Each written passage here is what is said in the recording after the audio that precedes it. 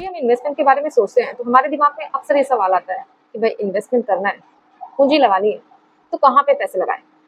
इस सिचुएशन में हम करते क्या है, जो हमारे रिलेटिव्स होते हैं या दोस्त यार होते हैं जहाँ पे वो निवेश कर रहे होते हैं, हम वहाँ पे जाकर निवेश कर देते हैं। या फिर अगर हमने वीडियोस देख ली, कुछ पढ़ लिया थोड़ा बहुत और कुछ फंड्स के पास परफॉर्मेंस देख लिए, मतलब 3 से 5 सालों में अच्छा रिटर्न दिया हुआ है, तो हम क्या करते हैं, उसी फंड पे निवेश कर देते हैं। और यहीं से हमारी गलती शुरू होती है, क्योंकि जरूरी नहीं है कि जो फंड पिछले 3 से 5 सालों में अच्छा रिटर्न दिया है वो आने वाले 3 से 5 सालों में बेहतर रिटर्न देगा। तो सवाल यही होता है कि अपने लिए अच्छा फंड कैसे फाइंड करें। आज की वीडियो में हम इसी टॉपिक पे बात करेंगे। चलिए शुरू करते हैं।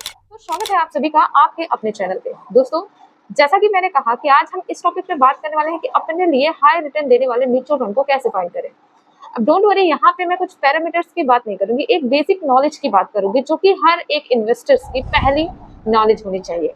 देखिए, म्यूचुअल फंड में निवेश करने जा रहे हो, जाहिर सी बात है आप ये सोच रहे हो कि आज जो हम पैसे कमा रहे हैं उस पैसे को थोड़ा थोड़ा करके निवेश करें ताकि हम अपना कल मजबूत बना सके। और अगर आपने सही तरीके से सही म्यूचुअल फंड में निवेश नहीं किया तो आगे चलकर आपको नुकसान हो सकता है। हो सकता है जो आप एक्सपेक्ट कर रहे थे उससे ना के बराबर आपको रिटर्न मिले, जिससे आपका पैसा भी गया और आपका टाइम भी जाएगा। तो फिर ऐसे में हम सही से म्यूचुअल फंड का चुनाव कैसे कर सकते हैं। सबसे ज्यादा रिटर्न देने वाली स्कीम या म्यूचुअल फंड को चुनने से पहले आपको ये जानना जरूरी हो जाता है कि आखिरकार म्यूचुअल फंड कितने तरीके के होते हैं। वैसे तो आपने देखे होंगे कि म्यूचुअल फंड कई तरीके के होते हैं, लेकिन हम आज यहाँ पर हाई रिटर्न देने वाले म्यूचुअल फंड के पर्सपेक्टिव से सर्च करेंगे। हाई रिटर्न देने वाले म्यूचुअल फंड को अगर आपको चूज करना है तो हम आज यहाँ पे बात करेंगे सिर्फ और सिर्फ इक्विटी म्यूचुअल फंड में। इक्विटी फंड चुनने का उद्देश्य सिर्फ इतना है कि इक्विटी फंड ही एक ऐसे फंड होते हैं जो कि आगे चलकर आपको अच्छा रिटर्न डिलीवर कर सकते हैं। इक्विटी फंड हाई रिस्क की कैटेगरी में भी आते हैं, लेकिन अगर आपका प्रोस्पेक्टिव हाई रिटर्न जनरेट करने का है तो आज हम यहाँ पे सिर्फ और सिर्फ इक्विटी फंड की बात करें। फंड में मेनली 3 कैटेगरीज होती हैं, शायद आप में से बहुत सारे लोग जानते ही होंगे। एक लार्ज कैप कैटेगरी, दूसरी मिड कैप कैटेगरी और तीसरी स्मॉल कैप कैटेगरी। मेनली इन्हीं तीनों कैटेगरी में ही निवेश किया जाता है और इन्हीं तीनों कैटेगरी को मिलाकर इक्विटी फंड बनाया जाता है। तो अब ये लार्ज कैप कैटेगरी क्या होती है, मिड कैप कैटेगरी क्या होती है और स्मॉल कैप कैटेगरी क्या होती है, उसके बारे में भी नॉलेज लेते हैं। Large cap category, large cap category वो कैटेगरी होती है जिसमें उन कंपनीज के स्टॉक को पिक किया जाता है जो कि इंडिया की टॉप 100 कंपनी में से आते हैं। यानी 1 से लेके 100वीं कंपनी तक जो स्टॉक्स होते हैं वो लार्ज कैप कैटेगरी में रखे जाते हैं। लार्ज कैप कैटेगरी में इन्हीं स्टॉक्स को पिक किया जाता है। लार्ज कैप कैटेगरी मार्केट में स्थिरता बनाए रखने का प्रतीक होता है। मतलब अगर मार्केट बहुत बुरी तरीके से क्रैश भी होता है ना, तो ये जो लार्ज कैप कैटेगरी के फंड्स होते हैं वो बहुत ही कम टूटते हैं। इससे आपका जो रिटर्न है उसमें स्थिरता बनी रहती है, क्योंकि ऑलरेडी उन कंपनियों में निवेश किया जाता है जो कि हाई ग्रोथ पोटेंशियल रखती है। तो ये हो गई लार्ज कैप कैटेगरी। अब बात करते हैं mid cap category. Mid cap categories में उन कंपनियों को रखा जाता है जो 101 से लेके 250 के बीच में आती है। यानी 101 से लेके 250 तक की जो कंपनीज होती हैं भारत की, उनमें निवेश किया जाता है। मिड कैप कैटेगरी में हाई चांसेस होते हैं कि कोई ना कोई कंपनी आगे चलकर लार्ज कैप कैटेगरी बन सकती है या लार्ज कैप कैटेगरी में आ सकती है। इसलिए यदि आपने थोड़ा बहुत भी निवेश किया है मिड कैप कैटेगरी में तो बहुत ज्यादा चांसेस होते हैं कि आपको बेहतर रिटर्न मिल सकता है, पर चुनना इसमें भी काफी कठिन होता है। अब बात करते हैं स्मॉल कैप कैटेगरी की। कैटेगरीज में उन कंपनियों को रखा जाता है या उन कंपनीज के स्टॉक को पिक किया जाता है जो कि 250 की बिलो होती है। मतलब 250 कंपनीज से नीचे की जितनी भी कंपनीज होती हैं उन्हें स्मॉल कैप कैटेगरी में रखा जाता है और स्मॉल कैप कैटेगरीज में उन्हीं स्टॉक्स को पिक किया जाता है। तीनों कैटेगरीज के बारे में तो जान लिया, लेकिन उससे पहले आपको आपका इन्वेस्टमेंट होराइजन को भी जानना तो जरूरी है कि आखिरकार आप मार्केट में कितने समय तक के लिए निवेश करना चाहते हैं। कुछ लोग ऐसे होते हैं जो कि शॉर्ट टाइम में निवेश करना चाहते हैं, कुछ ऐसे लोग होते हैं जो लॉन्ग टाइम में निवेश करना चाहते हैं। तो दोस्तों, जो भी आपका विजन है सबसे पहले आपको वो तय करना है, फिर उसके बाद आपको ये डिसाइड करना है कि आपको किस कैटेगरी में निवेश करना चाहिए।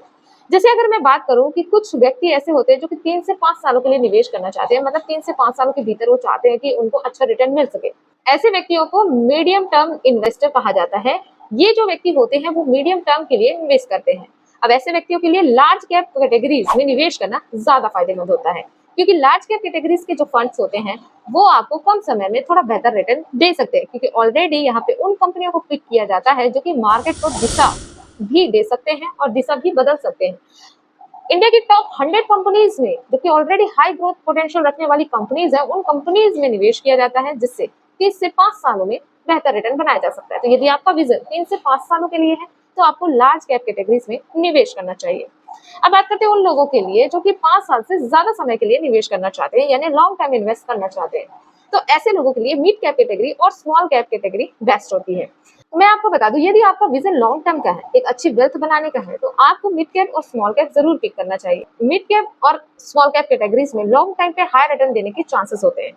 अब आपके दिमाग में एक सवाल जरूर आ रहा होगा कि क्या हम इसमें लार्ज कैप कैटेगरी को भी शामिल कर सकते हैं? बिल्कुल, ये आपके ऊपर टोटली डिपेंड करता है कि अगर आप चाहें, अगर आपका लॉन्ग टाइम का विजन है और आप चाहते हैं कि आप लॉन्ग टर्म कैटेगरी में भी निवेश करें, तो आप उन स्टॉक्स को भी या फिर आप उन म्यूचुअल फंड्स पे भी निवेश कर सकते हैं जो कि लार्ज कैप कंपनीज में निवेश करते हैं। लेकिन टोटली चॉइस आपकी है, ये हमारा कोई रिकमेंडेशन नहीं है, क्योंकि देखिए म्यूचुअल फंड बाजार के जोखिमों के अधीन होता है।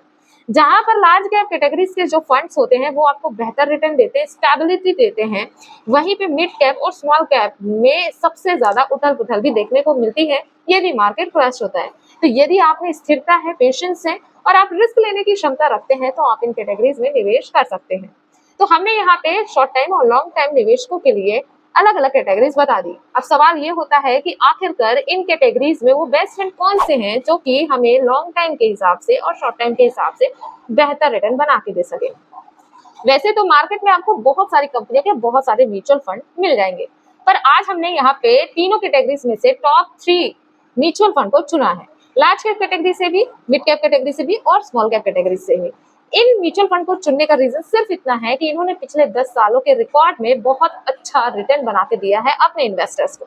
तो चलिए जानते हैं आखिरकार वो कौन से म्यूचुअल फंड है जो कि अपने इन्वेस्टर्स को लगातार बहुत अच्छा परफॉर्मेंस बनाकर दे रहे हैं, रिटर्न बनाकर दे रहे हैं। बताने से पहले आपको एक सलाह जरूर दूंगी कि कभी भी पिछले रिकॉर्ड को देखकर, यानी 2 से 3 सालों के, 5 सालों के रिकॉर्ड को देखकर आपको कभी भी निवेश करने का डिसीजन नहीं लेना चाहिए। आपको फंड को सिलेक्ट करने से पहले उसके फंड मैनेजर की एक्टिविटी को जरूर चेक करना चाहिए। फंड मैनेजर कितना एक्सपीरियंस्ड है, कितना परफॉर्मेंस बना के दे रहा है, क्या उनकी स्ट्रैटेजी है, ये सब कुछ जानने के बाद ही आप अपने फंड को चूज करिए। हमने यहाँ पे तीनों कैटेगरीज में से टॉप 3 म्यूचुअल फंड को चुना है, जिसमें से लार्ज कैप कैटेगरी का जो हमारा पहला म्यूचुअल फंड है उसका नाम है ICICI prudential large cap fund direct growth plan. ICICI prudential large cap fund direct growth plan जिसने पिछले 10 सालों में 15.81% का रिकॉर्ड बनाया है। ये म्यूचुअल फंड काफी पुराना है और अगर इस म्यूचुअल फंड के AUM या फंड साइज की बात करें तो 72,336 करोड़ रुपए ऑलरेडी निवेशकों का इस फंड में निवेश है। इस म्यूचुअल फंड को 3 फंड मैनेजर के द्वारा अप्रोच किया जा रहा है, जैसे मिस्टर अनीश जी हैं, वैभव जी हैं, शर्मिला जी हैं, जो कि बहुत अच्छे तरीके से इस फंड को मैनेज करते हैं और इनकी स्ट्रैटेजी भी काफी कमाल की है। इसलिए इस म्यूचुअल फंड ने पिछले 10 सालों से अपने निवेशकों को 15.81% का कंसिस्टेंटली रिटर्न बना के दिया है और एक्सपेंस रेशियो भी आपको कम ही देखने को मिलेगा। इस म्यूचुअल फंड के चुनने की खासियत ये है कि इस म्यूचुअल फंड का 93% इक्विटी मार्केट में है, मतलब डायरेक्ट शेयर बाजार में निवेश किया जाता है। यहाँ पे आपको स्टेबिलिटी रिटर्न देखने को मिलेगा। अब वहीं पे बात करते हैं मिड कैप फंड में कौन सा फंड बेस्ट है। तो यदि आप मिड कैप कैटेगरी का फंड चूज करना चाहते हैं तो वहां पे हमने चूज किया है मोतीलाल ओसवाल के mid cap fund direct growth plan को। इस फंड का अगर पिछले 10 साल का रिकॉर्ड देखें तो इसने 23.65% का रिटर्न बना के दिया है अपने निवेशकों को।